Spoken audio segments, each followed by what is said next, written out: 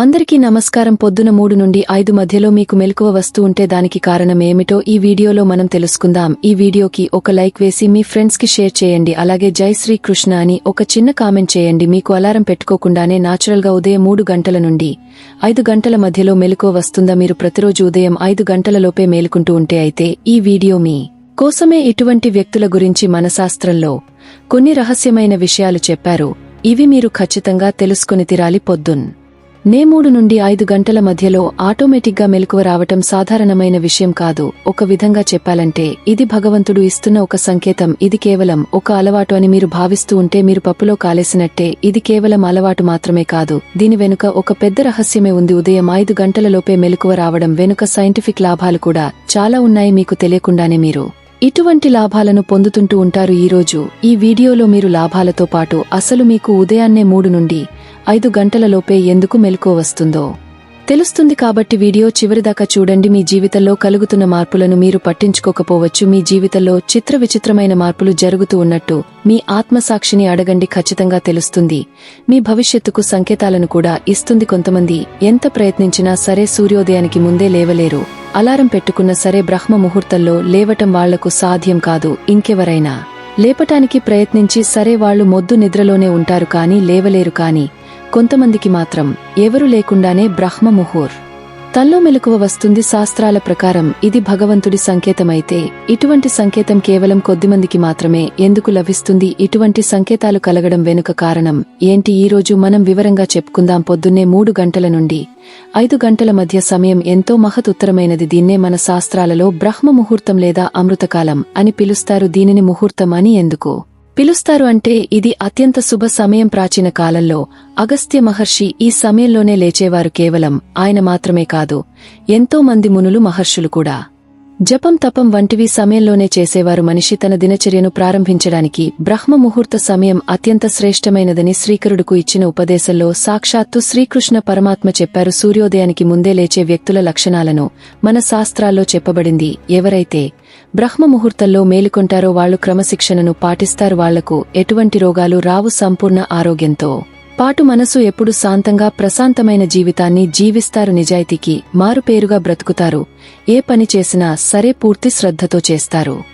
ఈ బ్రహ్మ ముహూర్తంలో నిద్రలేచే వ్యక్తులకు రాగద్వేషాలు ఉండవు. కపట వ్యక్తులు కూడా వీళ్లకు నచ్చరు. ఎప్పుడూ పాజిటివ్గా ఆలోచిస్తూ ఉండే తెలివైన వ్యక్తులు సూర్యోదయానికి పూర్వమే నిద్రలేస్తారు. అందుకే జనాలు కూడా అటువంటి వారిని ఎంతో గౌరవిస్తారు. వీళ్లు ఎప్పుడు కూడా వేరొకరి మనసును కావాలని బాధ పెట్టరు. ఇతరులతో కైనంగా మాట్లాడరు. అంతేకాక బలహీన వ్యక్తులను చూసి అసహ్యించుకోరు. కష్టకాలంలో తమ కుటుంబ సభ్యులను స్నేహితులను వదిలిపెట్టరు. తల్లిదండ్రులను పెద్దలను గౌరవిస్తారు. అంతేకాక వీళ్ల జీవిత భాగస్వామి విషయంలో కూడా ఎంతో ప్రేమగా విశ్వాసంతో ఉంటారు. ఒకవేళ మీలో కూడా ఈ గుణాలన్నీ ఉన్నాయంటే మీకు కూడా ఖచ్చితంగా బ్రహ్మ ముహూర్తంలోనే మెలకువ వస్తుంది.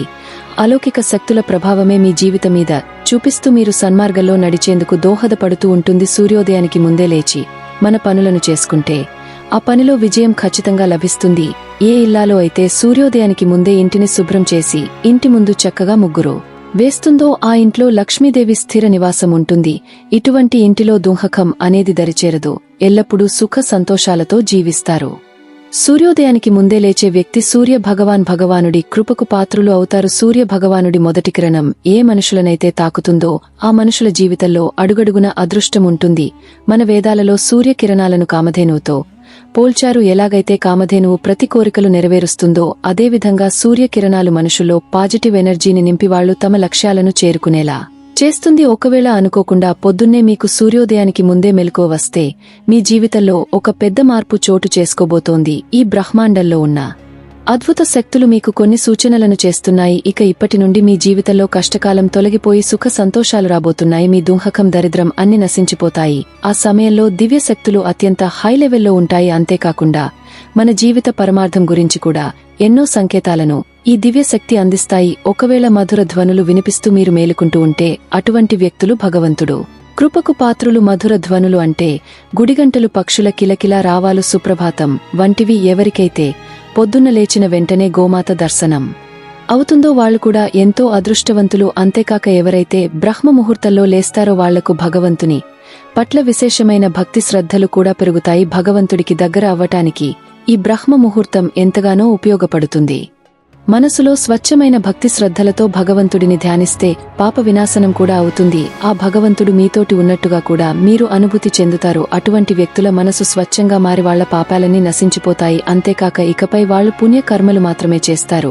పద్మపురాణం ప్రకారం ఒక వ్యక్తి ఆత్మ 108 కోట్ల జీవులుగా జన్మించాల్సి ఉంటుంది. ఆ 108 కోట్ల జన్మల తర్వాత మానవ జన్మ లభిస్తుంది. ఒకవేళ ఆ జన్మలో వాళ్లు ఒక్క పుణ్యకార్యం కూడా చేయకపోతే తిరిగి మరోసారి 108 కోట్ల జన్మలలో ఎత్తాల్సి ఉంటుంది. అటువంటి వారికి మోక్ష ప్రాప్తి కూడా కలగదు. మానవ జన్మ మోక్ష సాధన కోసం మాత్రమే లభించింది. కాని ఈ సంసార సుఖంలో పడి మనిషి తన జీవిత పరమార్థాన్ని మరిచిపోతూ ఉంటాడు. ఈ ప్రపంచ కొంచెం మాయలో పడి భగవంతుడికి దూరం అవుతూ ఉంటారు. కేవలం అందరికీ చూపించడానికి మాత్రమే పూజలు పునస్కారాలు వంటివి చేస్తూ ఉంటారు. ఒకవేళ మీకు కూడా బ్రహ్మ ముహూర్త సమయంలో మెలకువ వస్తున్నట్లు అయితే మీ కులదైవం కూడా మీకు ఏదో సంకేతం పంపిస్తున్నట్లే మీరు పొద్దున్నే లేచి మీ ఆరాధ్య దైవాన్ని పూజించాలని ఆ శక్తి కోరుకుంటూ ఉంది. ఎందుకంటే ఆ సమయంలో చేసే ధ్యానం జపం వంటివి నేరుగా ఆ పరమాత్మతో మనల్ని జరుపుతుంది. పద్మపురాణం ప్రకారం మరో విషయం కూడా చెప్పబడింది.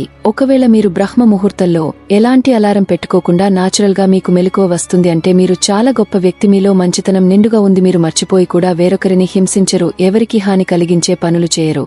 పద్మపురాణమే కాకుండా మన హిందూ ధర్మంలో ఉన్న అనేక పురాణాలు కూడా బ్రహ్మ ముహూర్తం గురించి ఎంతో గొప్పగా చెప్పాయి. ఈ సమయంలో పాజిటివ్ ఎనర్జీ నిండుగా ఉంటుంది. ఎవరినైతే అలౌకిక శక్తులు సంతోషపరచాలని అనుకుంటున్నాయో వారికి మాత్రమే సూర్యోదయానికి ముందే మెలకువ వస్తుంది. కేవలం పురాణాలు శాస్త్రాలే కాదు, మోడర్న్ సైంటిస్టులు కూడా ఇదే విషయాన్ని నిరూపించారు. బ్రహ్మ ముహూర్తంలో ఈ బ్రహ్మాండంలో ఒక అలౌకిక శక్తి ఉంటుంది. ఆ శక్తి పాజిటివ్ ఎనర్జీని ప్రేరేపిస్తుంది. ఎవరైతే ఆ సమయంలో మేలుకొని ఉంటారో వాళ్లు ఎక్కువ కాలం జీవిస్తారు. ఇటువంటి మనుషులకు శారీరక రోగాలు కూడా కలగవు. జీవితంలో సుఖ సంతోషాలతో పాటు విజయాలను కూడా వాళ్లు సొంతం చేసుకుంటారు. ఇక చివరిగా చెప్పాలంటే మీరు ఎంత ప్రయత్నించినా సరే బ్రహ్మ ముహూర్తంలో లేవలేకపోతున్నారు అంటే ఇది శుభసూచన కాదు. మీ మనసు నిండా ఎన్నో కలతలు కలహాలు ఉన్నాయి. అటువంటి వారు ఎంత ప్రయత్నించినా సరే సూర్యోదయానికి ముందే లేవలేరు. ఇక ఏ ఇల్లాలు అయితే సూర్యోదయం దాటిన తర్వాత లేస్తుందో అటువంటి ఇంట్లో దరిద్రం తాండవిస్తుంది. లక్ష్మీదేవి అటువంటి ఇంటిలో అడుగు పెట్టదు. మిత్రులారా, మీకు కూడా ఉదయం 3 గంటల నుండి 5 గంటలలోపే మెలకువ వస్తూ ఉంటే కామెంట్ బాక్స్ లో కామెంట్ చేయండి. మా వీడియోస్ చూసినందుకు ధన్యవాదములు. దయచేసి మా ఛానల్ని లైక్ చేసి సబ్స్క్రైబ్ చేసుకుని మమ్మల్ని సపోర్ట్ చేయండి. ధన్యవాదములు.